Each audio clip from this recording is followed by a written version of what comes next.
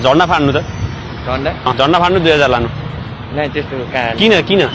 किन भन्नु नेपालको झन्डा कहाँ त्यसरी फाड्न पाउँछ देश यार नेताले खाइसकेर म देशको भन्नुहुन्छ ल 3000 ल किन यो अरे दाइ यार यो पैसाले झन्डा कहाँ तुलाउन सकिन्छ किन भन्नु नि यार अरे दाइ मलाई विरक्ता लाग्यो के त्यही भएर यार नेताले खायो भन्दै हुन्छ त देशको माया लाग्छ माटो छोएर भन्नु